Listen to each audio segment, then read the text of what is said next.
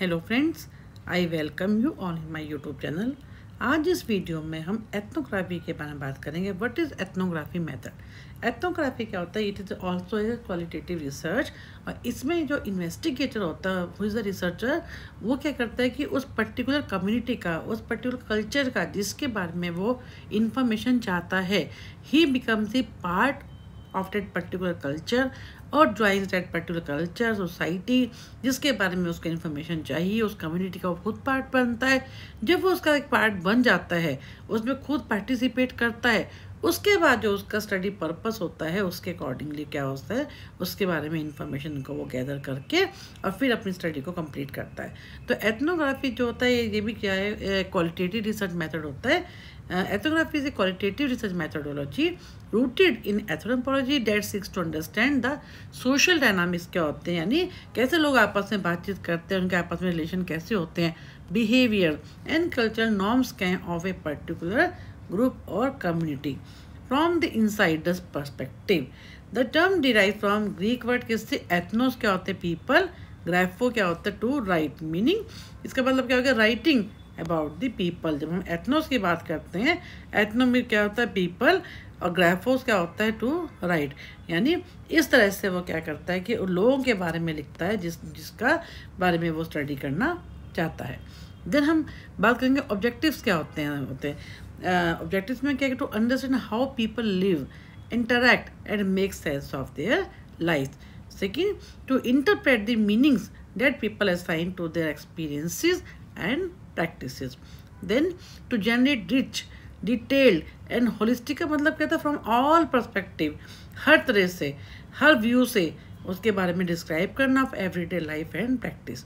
To explore social phenomena in their natural settings rather than controlled environment. यानी हम natural setting में देखते हैं कि लोग कैसे आपस में, क्योंकि वो जिस कम्युनिटी का, जिस कल्चर में वो पार्टिसिपेट करता है, उसका एक पार्ट बनता है, तो उसमें वो देखता है कि लोग आपस में कैसे एक दूसरे के साथ बिहेव करते हैं, कैसे उनसे बातचीत करते हैं। तो इसलिए क्या है, ये सोशल फिनोमिना बेस्ड होती है ये अप्रोच। अब क्या इसकी मेन कैरेक्टरिस्टिक्स क्या होती हैं? फीचर नेचुरलिस्टिक सेटिंग, यानी एथनोग्राफर्स कौन होते हैं? जो कि इन्वेस्टिगेटर होते हैं, जो स्टडी कर रहे हैं। Ethnographers study people in the real life environment, not artificial setting. Extended engagement का मतलब क्या है? Requires long term field work often months years to build trust and deeply understand the community.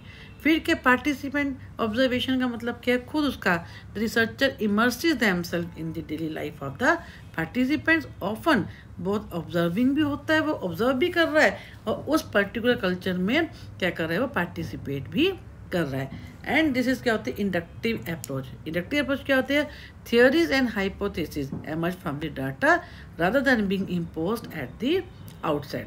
Holistic में क्या होता है कि ओवरऑल जिनमें टोटलिटी की हम बात करते हैं कि सिर्फ कोई हम एक आइसोलेटेड बिहेवियर को हम स्टडी नहीं कर रहे, बल्कि हम क्या कर रहे हैं? टोटलिटी की बात कर रहे हैं, हर चीज़ के बारे में एक ब्रॉड पर्सपेक्टिव की हम बात कर रहे हैं। थिक डिस्क्रिप्शन, इसका मतलब क्या? Detail narratives that convey not only the behaviours but also the context and meaning behind them. अब हम बात करेंगे स्टेजेस। स्टेजेस में क्या होता है? सबसे पहले मतलब कि हम जो एथनोग्राफी रिसर्च होता है, how we conduct, first of all identifying the research problem. सबसे पहले हमें क्या करना है? जो रिसर्च प्रॉब्लम है उसको आइडेंटिफाई करना है। चूज ए कल्चरल ग्रुप और setting relevant to the research question. फिर define boundaries of the study, हमें क्या करना है? लोकेशन देखनी है, ग्रुप देखना है, टाइम फ्रेम करना है सेट। तो यानी सबसे पहले हमें क्या करना है? रिसर्च प्रॉब्लम को आइडेंटिफाई करना है। फिर गेनिंग एक्सेस, उसमें क्या होता है कि जब उस कम्युनिटी में जिसके बारे में वो स्टडी करना चाहता है इन्वेस्टिगेटर या एथनोग्राफर, वो क्या कहता है? पहले ट्रस्ट को बिल्ड करता है विद इन द कम्युनिटी। फिर open involve gatekeeper. Gatekeeper कौन से होते हैं? ऐसे इंडिविजुअल जो उस कम्युनिटी का पार्ट होते हैं, जो उनसे जान पहचान बनाता है, ताकि उसकी जो इन्वेस्टिगेटर है या एथनोग्राफर है उसके आराम से उस पर्टिकुलर कम्युनिटी में एंट्री हो जाए। तो इसका क्या होता है? ये गेट कीपर को हम क्या बोलते हैं? की individuals who facilitate entry. Then come to data collection techniques. कौन सी हम टेक्निक्स को यूज़ करेंगे, डाटा को हम कैसे कलेक्ट करेंगे। सबसे पहले पार्टिसिपेंट ऑब्जर्वेशन, यानी सबसे इंपॉर्टेंट क्या है इसके अंदर, इसलिए हम उसे कोर मेथड कहते हैं कि उस कम्युनिटी का वो खुद पार्ट बनता है, खुद में पार्टिसिपेट करता है, और पार्टिसिपेट करने के बाद when he becomes a participant then he observe all the main जो उसके जो जाता है, जो उसकी एक स्टडी का पार्ट होता है, जो क्वेश्चन नहीं होता उसके अकॉर्डिंग, या जो भी उसको जिससे उसको उसकी जो स्टडी का पर्पस है वो कंप्लीट हो जाए। फील्ड नोट्स डिस्क्रिप्टिव भी होते हैं, रिफ्लेक्टिव भी होते हैं। इन डेप्थ इंटरव्यूज़, लोगों से मिलना, बातचीत करना, सोशल इंट्रैक्शन, सब चीज़ों के बारे में वो क्या कहते हैं, क्योंकि डिटेल में इसमें क्वेश्चन जो होते हैं क्लोज एंडेड कम होते हैं, बल्कि ओपन एंडेड ज़्यादा होते हैं। FGD करना, फोकस ग्रुप, जो हमने पहले भी पढ़ लिया काफ़ी, कि इनमें क्या होता है, कुछ 6 to 12 लोगों का ग्रुप बना के और फिर उनसे बातचीत करना, और फिर हर एक को होता है कि हर एक को मौका दिया जाता है उस पर डिस्कस करें। उससे क्या होता है, दो बातें होती है, एक तो सोशल इंट्रैक्शन का मालूम होता है, सेकेंडली क्यों हर एक को मौका मिलता है तो कुछ कोई पॉजिटिव बोलते हैं, कोई नेगेटिव बोलते हैं, तो सो मैनी थिंग्स विच कम जो हिडन होती हैं वो इसमें मालूम हो जाती है कि कहाँ पे क्या प्रॉब्लम है और किसके आपस में कैसे रिलेशन है। तो फोकस, और फिर उसके बाद जो भी फोकस डिस्कशन में जो भी लोग बोलते हैं उसको रिकॉर्ड किया जाता है, रिकॉर्ड करने के बाद, ताकि हम उसको जब सुनते हैं तो उससे हमारे को रिपोर्ट बनाना जो है काफ़ी ईजी हो जाता है, कोई भी चीज़ हम जो है उसको मिस नहीं करते हैं।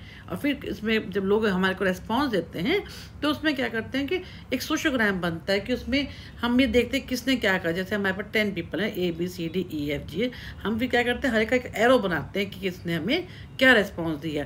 तो उस सोशोग्राम से भी हमारे को, जब उसके फिगर जैसे ग्राफ टाइप होता है वो, उससे भी हमें मालूम होता है कि लोगों ने किसने क्या कहा। आर्टिफैक्ट एनालिसिस का क्या होता है, टूल्स, यानी जो हमारे क्वेश्चनर होते हैं, डॉक्यूमेंट्स एंड सिंबल्स, इनके थ्रू हम क्या करते हैं, एनालिसिस करते हैं। देन कम टू फोटोग्राफी और वीडियोग्राफी। फिर है डाटा ऑर्गेनाइजेशन। सबसे पहले क्या कहते हैं, transcribe interviews and field notes. फिर कोड डेटा, जो डाटा मिला उसको कोडिंग करना पैटर्न में। फिर हम सॉफ्टवेयर जो टूल्स हैं उनको यूज़ करते हैं, NVivo, एटलस, मैक्सोडा, यानी ये सब हम बाद में करेंगे, इनके बारे में आगे आपके सिलेबस में ये हैं। Then come to data analysis. इसमें क्या होता है, thematic analysis, finding recurring concepts and pattern. Thematic को हमने पहले ऑलरेडी अपनी वीडियोस में काफ़ी किया है। नैरेटिव का मतलब क्या है, स्टोरीज़ के बारे में, जैसे हमने जो नैरेटिव अप्रोच की थी, स्टोरी टेलिंग के रूप में हम उसको देखें। फिर डिस्कोर्स में, जिसमें लैंग्वेज आते हैं, एनालिसिंग लैंग्वेज क्या यूज़ की गई है, क्योंकि हम जब रिकॉर्डिंग कर रहे हैं तो ये सब चीज़ें सामने आती हैं कि कौन सी लैंग्वेज को यूज़ किया गया, किस फॉर्म में वो बोल रहे हैं, क्या उनका कंसेप्ट है, कि उनका पैटर्न क्या है, ग्राउंडेड थ्योरी का क्या मतलब क्या है, letting theory emerge from the data, एक नई थ्योरी वो बन के आती है। फिर है interpretation and reporting. Findings are often presented as narratives, case studies और कल्चरल पोर्ट्रेट्स। देन क्या है, हम इसमें कौन सी स्टैटिस्टिक्स का यूज़ करते हैं, when you talk about the ethnography. Then ethnographer जो है कौन सी स्टैटिस्टिक्स को यूज़ करता है, वो मेन है कि ethnography does not rely heavily on the. ज़्यादातर हम क्या देखते हैं कि एथनोग्राफी में कोई भी खास हमें स्टैटिस्टिकल डाटा के ऊपर वो ज़्यादा रिलाई नहीं करता है, because researcher can integrate statistical technique to enhance, support और वैलिडेट एथनोग्राफिक स्टडी, क्योंकि खुद ही उसका पार्ट बन रहा है, तो उसमें स्टैटिस्टिकल डाटा पे वो कम रिलाई करते हैं। Although ethnography is primarily qualitative approach है, statistical tools and concept as a complement the research, इसमें हम मिक्स मेथड अप्रोच की हम बात करते हैं, बिकॉज क्योंकि ये क्वालिटेटिव रिसर्च है, तो इसमें ऑटोमेटिकली जहाँ पे हमारे को जो है क्वालिटेटिव की बात आएगी वहाँ करेंगे, जहाँ पे क्वांटिटेटिव की बात आएगी वहाँ पे हम क्वांटिटेटिव मेथड को यूज़ करेंगे। तो इसमें हम क्या करते हैं, मिक्स मेथड अप्रोच की हम बात करते हैं।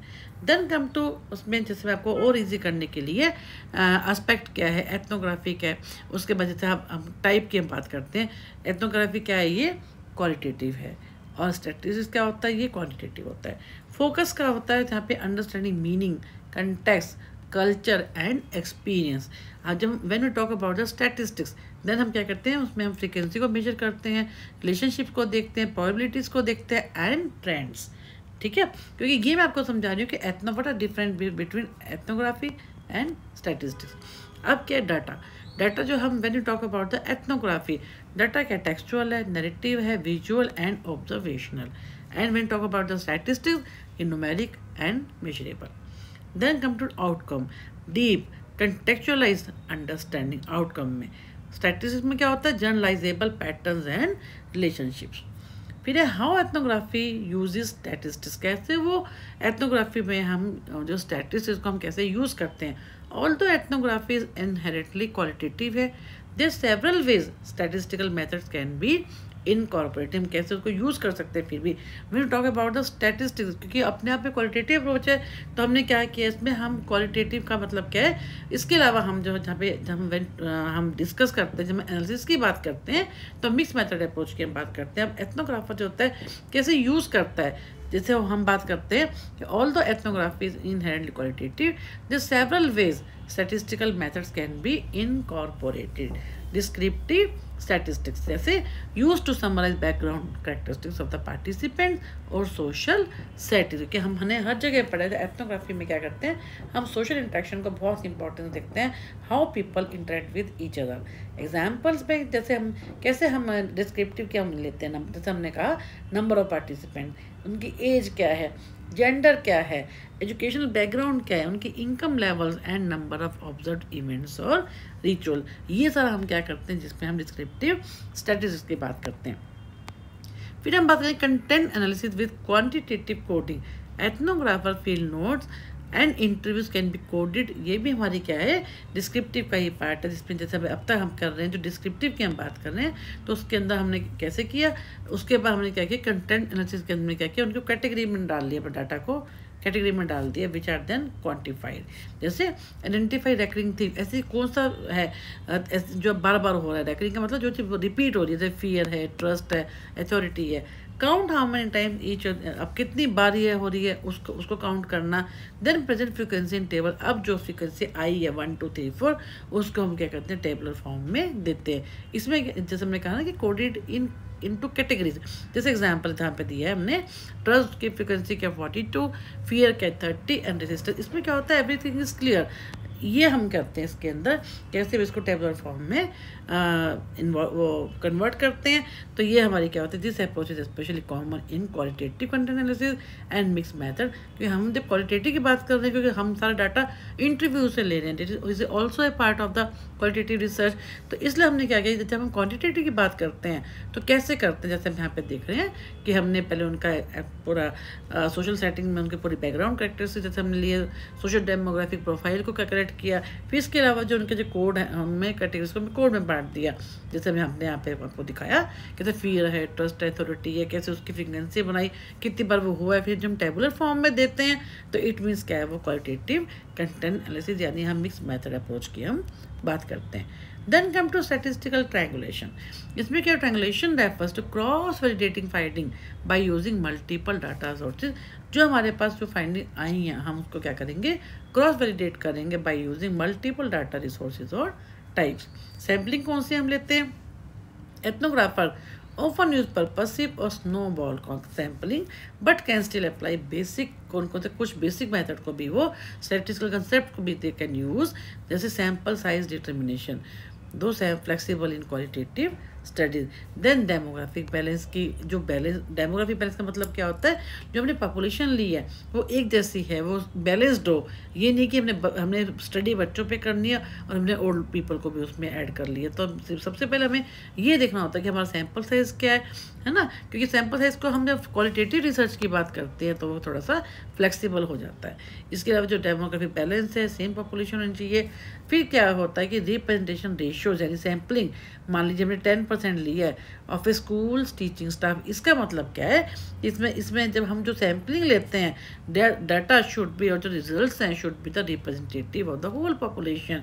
तो जो हमारा जैसे हमने 10% लिया स्कूल का टीचिंग स्टाफ, हम कोई स्टडी कर रहे हैं जिसमें हमने स्कूल का जो टीचिंग स्टाफ है उसका हमने सिर्फ 10% सैंपल लिया है, लेकिन अब जो हमने 10% लिया, जो हमने उन पर FGD के फोकस ग्रुप डिस्कशन के थ्रू हमने डाटा लिया है, तो हमारे को इसमें क्या होता है कि जब हम इसकी बात करते हैं क्वालिटेटिव रिसर्च की, तो हमें जो डाटा हमने लिया है, वो जो हमने सैंपल लिए है, वो सैंपल जो होता है उस पूरे स्कूल के जो टीचर्स हैं, हमने भले वो 10% लिया है, बट द सैंपल साइज जो होता है that should be representation of the whole teachers, whole teaching staff of that particular school, so that when we conduct a study then हम क्या कर सकते हैं, जो हमारे रिजल्ट्स आएंगे we can apply the result to the whole population, का मतलब के to the whole that particular school teaching staff. ये ऐसा होता है क्योंकि हमारा जो हमने डाटा जो हमारे को एनालिसिस हमने किया 10% का, हमें उसके बेस के ऊपर अपना रिजल्ट को बताना है, उसको जनरलाइज करना है। Then come to use of statistical tools. हम कौन से टूल्स को हम इस पर यूज़ करते हैं?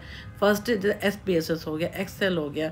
आप एक्सेल आप जब करते हैं तो ऑटोमेटिकली आपको SPSS में कन्वर्ट करना बहुत ईजी हो जाता है। और R में भी use to analyse survey data और categorical data collected through different field work.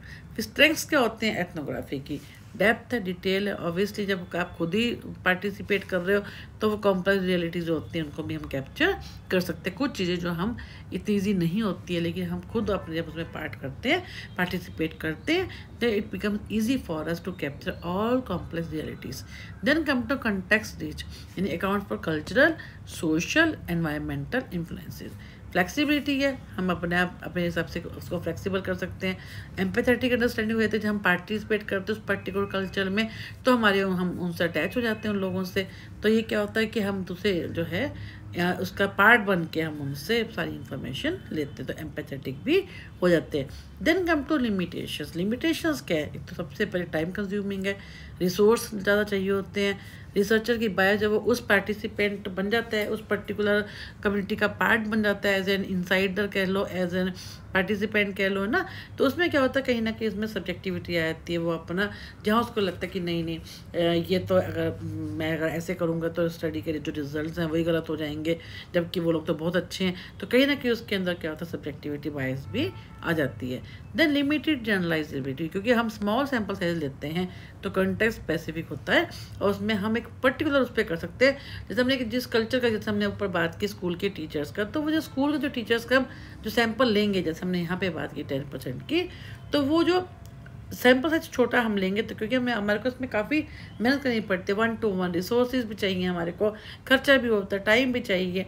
तो उसमें क्या होता है जो कि सैम्पल साइज छोटा होता है तो उसमें क्या होता है हम उसको एक पर्टिकुलर स्पेसिफिक कल्चर के लिए होता है। तो जैसे हमने बताया कि ये एक पर्टिकुलर स्कूल के लिए होगा तो उसलिए हम उसको बाकी स्कूलों पे हम अप्लाई नहीं कर सकते क्योंकि वो एक पर्टिकुलर स्कूल के टीचर्स के लिए है। फिर एथिकल डायलेमास होते हैं, इश्यूज रिगार्डिंग क्या होगा, कंसेंट होगा, प्रिवेसी हो गया एंड रिप्रेजेंटेशन, इन सब का भी क्या होता है हमारे को ये होता है कि एथिक्स के ऊपर कहीं ना कहीं बात ना आए।